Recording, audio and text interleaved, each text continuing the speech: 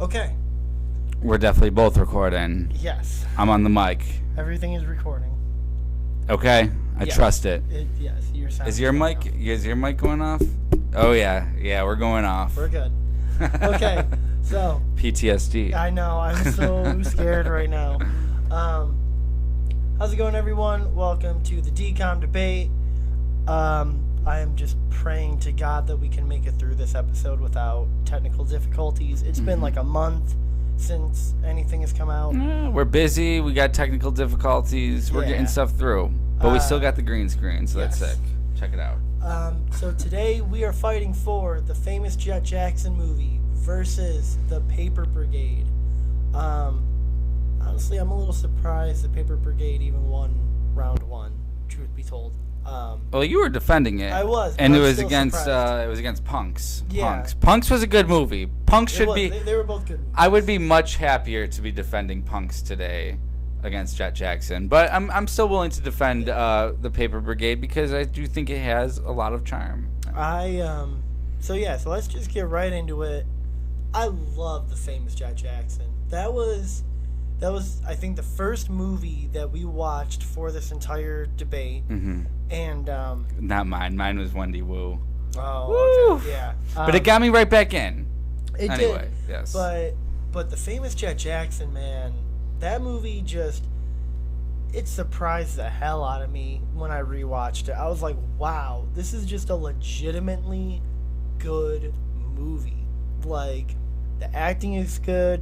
Lee Thompson-Young, R.I.P., is a Dcom all-star. Like, his friends in the movie, the fact that it goes between like the television show and the real world, and the fact that like Silverstone and Jett Jackson are like in each other's world. Oh, it's such a cool movie. The villain, one of the best villains. He did not make our list, but he is a great movie villain nonetheless. He probably very well could have made the list. He could have. He was very menacing. I don't even remember who I picked in there. Ashley Tisdale or some shit. You picked Ashley Tisdale. You picked. You know who wouldn't have been a bad villain for the list, and I will say for the speaking on behalf of the Paper Brigade, is that Anthony Kiedis looking fellow with the long hair that's like bullying Gunther. Yeah, bullying Gunther and his bros and his crew from Eurotrip. He's the twin brother from Eurotrip. Oh, he is? Yeah. That's the guy? Okay, yeah, I remember. Yeah. Okay. Paper Brigade is a vibe for sure. Like, that movie is all vibe all the time. But I don't know, man. The famous Jett Jackson is just, in terms of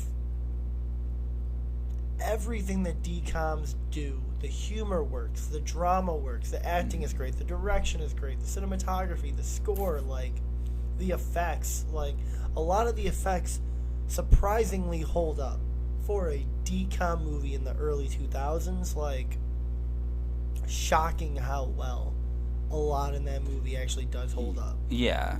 I think that I do think that the Jett Jackson did a good job of all that. That's for sure. I think something that the Paper Brigade holds, though, which is cool, is it kind of, because it's such an early DCom, and even debated as to whether it's DCom or not, but because it's so early, and it might not be as connected, you do get that like little bit of like, it feels more adult, like it definitely has that, like, in 90s movies, especially like 90s TV movies, just have a certain feel to them.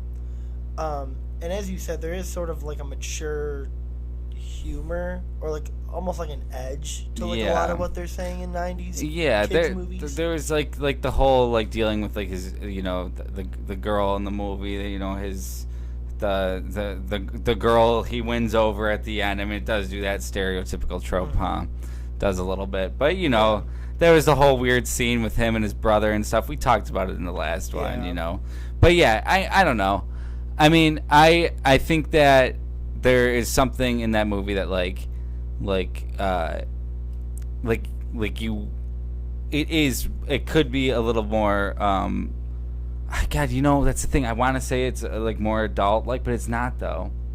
It's not. It's adult. It's like adult PG. Like it's like Sandlot. It kind of has like a Sandlot feel to it. The Paper Brigade, like a, it's like a neighborhood kids kind of deal, but like it. For sure, I will say though that like the Jett Jackson movie is literally like one swear word, one like creepy looking, like they made the villain in the Jett Jackson movie's face like kind of fucked up. Yeah.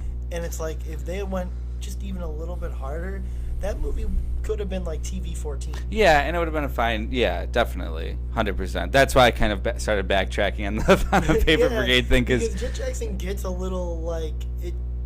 It's a movie that had it gone to theaters, they could have easily pushed a PG-13. Yeah, yeah. No, that's very fair. Very fair to suggest. I mean, it has some cool action scenes. Some of the action scenes there's a really cool like playground fight scene and stuff in Jett Jackson. It's super cool. When he's playing with that like energy ball thing, that shit was dope. Yep. I also like that there is a love interest in the Jett Jackson movie, but it's not the main focus. Like in the Paper Brigade, the love interest stuff is still kind of like in the back of your mind the whole movie, because that's really why Gunther is doing all of this. Yeah. Whereas it's for tickets, right? Yeah, it's for the tickets. So like with the Jett classic Jackson trope, movie, classic trope. Very classic trope. Jett Jackson is just like, he's just a busy guy. Yeah. And the relationship keeps getting put on the back burner. I will say Jett Jackson doesn't follow a stereotypical trope. See, I'm doing a terrible job already. Because Jett Jackson's fucking good. Movie. It is good. It is a great movie. It doesn't follow the trope of like he wins the girl. It's his best friend throughout the whole series, right? Is that Well, no, like there's a girl that is really into Jett Jackson. Yeah. It's like it's that 3-friend group.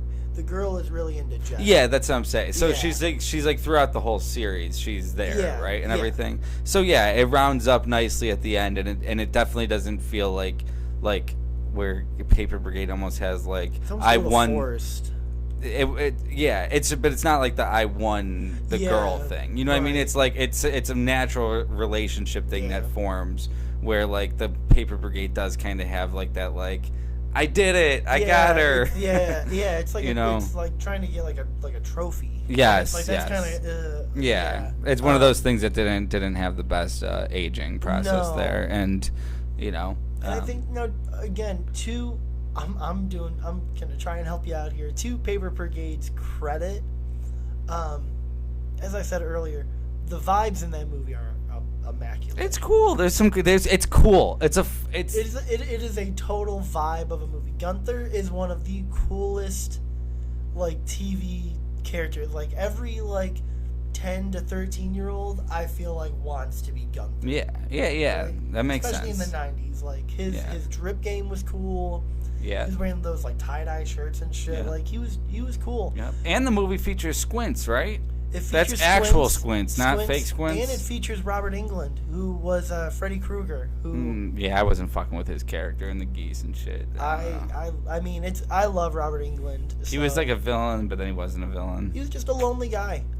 He was shooting paintballs at him or some shit. Right? But with that, I think Lee Thompson Young's acting is. I mean, Jett Jackson is so fucking cool. I would love to be Jett Jackson. His 2 like co-stars in the Silverstone show, the blonde girl and the British guy that he works with, they're awesome. The blonde girl, I've seen her in a couple other movies and stuff too. I don't know if I've seen that British guy before, Nigel I think his name was, but it's kind of like a very easy sci-fi to follow along. It is, which is crazy because if you think about it, if you actually like contextualize like the plot, it's kind of complicated. Yeah. But it is very easy to follow. But it's put in a way where I believe kids could understand it to some extent. I do think that watching it though, that might be one thing. Like it's more like I would say like a 10-year-old age group, 10 and up. Like you definitely like too young, you're not going to be able to follow it. It's like a preteen type movie. You know? I think I didn't even follow it too well when I was younger because it came out in the 90s and stuff. It was like, and Did it come I was out in 99 or 2000? Maybe 2000. Even if it's 2001 though, I'm still only like what 8 or 9 years old at that point. 2001, yeah. So I would have been like 7, I think. Yeah, I think I liked watching it because I liked watching the show too. Mm-hmm. But that's what's cool because it's also so different from the show, too. Because the show doesn't break into his. The show focuses. I remember the first couple seasons of the show focused a lot more on Jett Jackson and his like family life and his home life. Yeah. It wasn't until like the last season where they started focusing on the show. But even then, it wasn't like the plots. Like it wasn't like the actual like show. It was like making the show. Yeah. There wasn't anything like.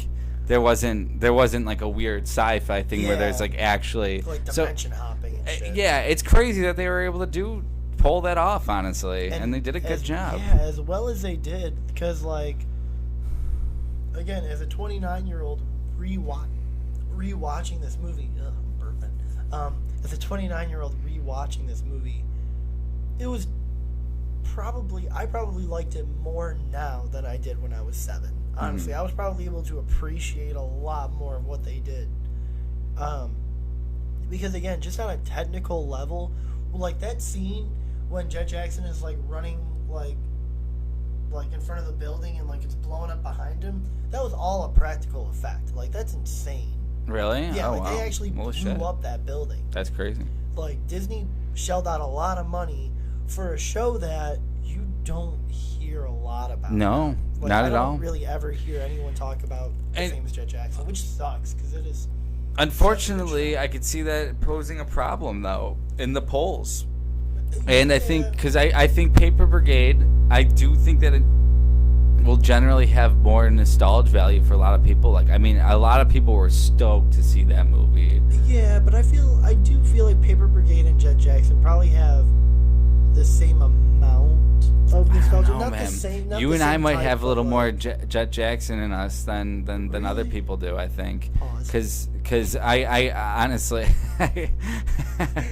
you and I, man, we're dealing with we got Jett Jackson in us. More people have Gunther inside of them, so I don't know. I think that's more. Yeah, that's the thing. And I again, because I feel like Paper Brigade is like on the same level again. I mean, I know these were movie theater movies, but it's like it does like have like Sandlot. It has like Heavyweights. You know what I mean? Like it kind of has like that kids. Yeah. That group kids movie thing that just like I don't know. But like I would people say remember. that like if you want to go to like theatrical, like to me Jett Jackson it's better than a lot of kids theatriral action. Oh yeah, no. Like, it's like I would much rather watch Jett Jackson over like Agent Cody Banks. It's well, I mean, hey, come on.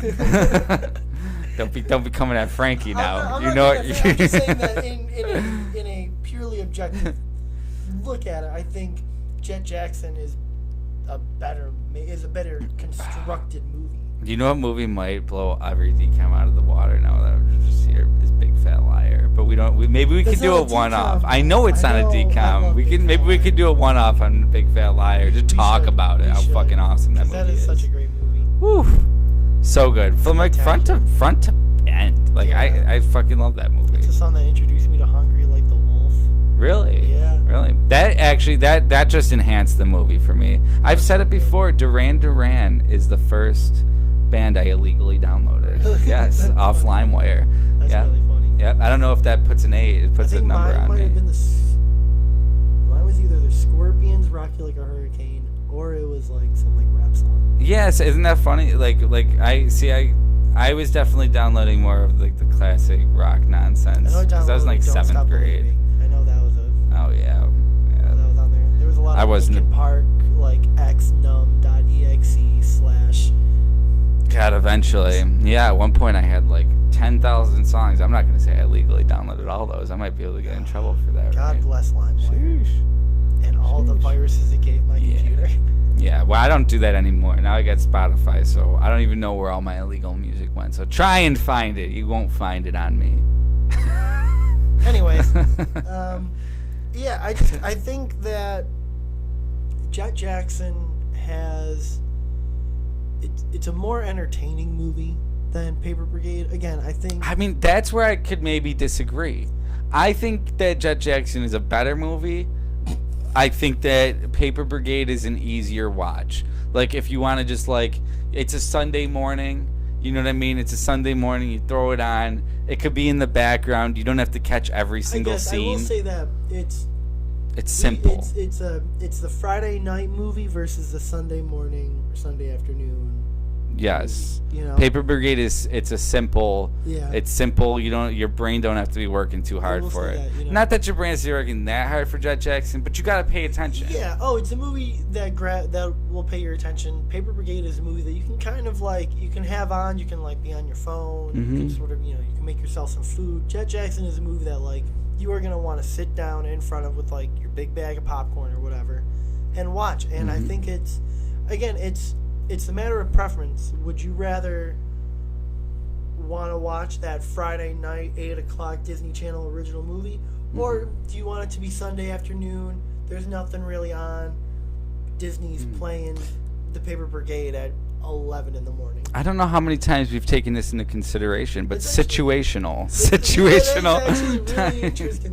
Yeah, I've never thought about it that way, but that's true. They are very situational movies because the vibe that I'm in to watch Jett Jackson is not the same vibe that I'm in to watch Paper Brigade, for sure. Yeah. But I guess we could probably end it there. Do you have anything more that you want to add? No, I mean, to be honest, as much as I want to lie and argue with you and say that I want to pay, I'm rooting for Jett Jackson. I'm gonna be straight up. It's a I great can't. movie, man. I can't not.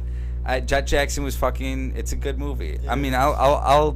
I'll go toe to toe with you on just about any other one of these fucking debates. But while I can't, I'm not conceding.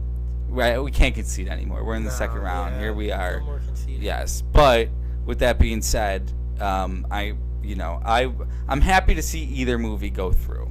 Don't get me wrong. They're both good movies. I'm glad that both of these movies ended up at least making it to round 2, because I definitely would have been heartbroken if like Jett Jackson. Yeah, didn't. well, Punks could have made it to round 2 though too. Punks was fucking sick. Punks and Paper Brigade was, to me, I would say that was probably our most even matchup. That and maybe like Brink and Johnny Tsunami. Yeah, that was that was tight. But yeah, I love both of these movies. I would prefer Jett Jackson just because I do think it takes a little bit of the edge over Paper Brigade. But let us know what you guys think. Make sure to like, comment, subscribe. Let us know what your favorite Sunday afternoon movies versus your Friday night I like blockbusters are. That's like that. really cool. Yeah, make sure you guys follow us on TikTok at the Dcom debate. Take the polls. We get stuff coming out on this channel whenever we don't run into technical difficulties. Next week we're just talking about more DComs. So just yeah. Hopefully next week. Hopefully. Usually it's next week. Maybe. Next week, next month, at some point. But yeah, see you guys next time. Later.